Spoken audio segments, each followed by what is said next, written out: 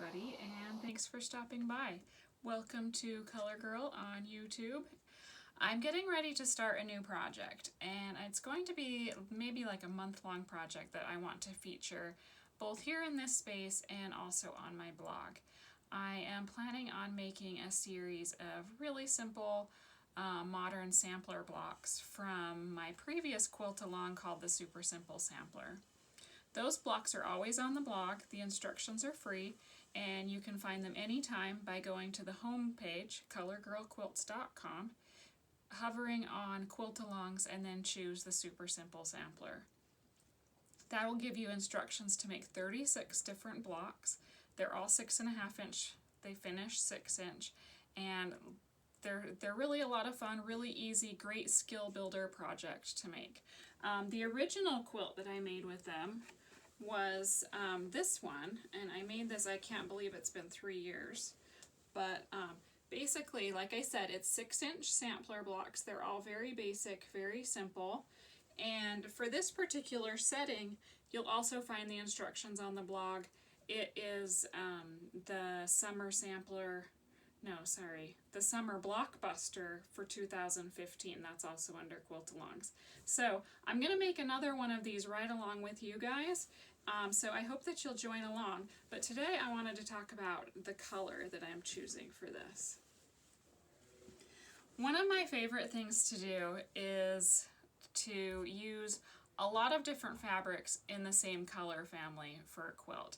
So I think that it makes things a lot more interesting rather than, say, the pattern calls for a pink fabric and using all the same fabric. Instead, you could go to your scrap bin or your stash or go to the quilt shop and choose a variety of prints and shades of pink in that for that project. And it really adds a lot of interest to your quilts and is really a lot of fun to play around with.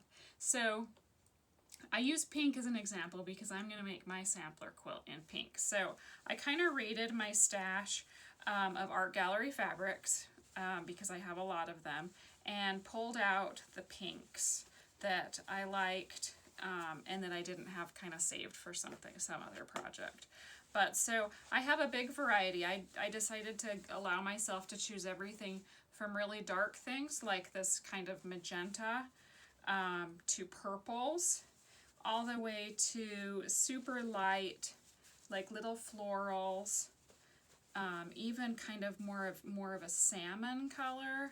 I have a couple of these in more of this salmon color, so I feel like as long as I have several, they won't stand out as not belonging. So I want to show you the pieces that I pulled out and how I'm going to kind of sort them so that they'll work within my blocks. Because of course, when you're making your sampler blocks, you can't just make them all with pink fabric, and you'll lose a lot of the patchwork and the pattern and the interest in the piecing. So we need to decide which fabrics we're going to use as kind of the light ones, which ones are going to be kind of medium, which ones are going to be dark. As for contrast, we can also use the colors themselves as contrast. For example, the darker purple ones versus the lighter pink ones will stand out next to each other.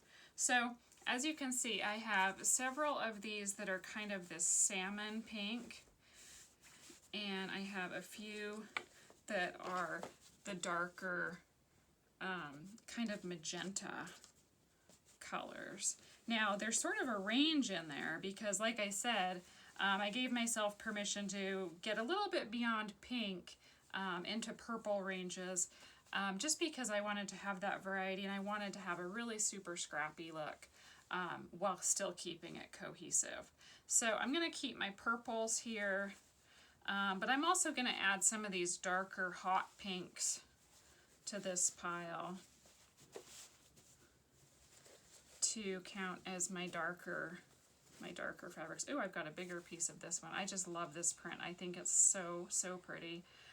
It's a newer one from Art Gallery. I think it's by Katerina Rochella. Just a really great shade of purple. Here is another one that I really like. Just a really soft, feminine pink. I'm going to count this one as a light one.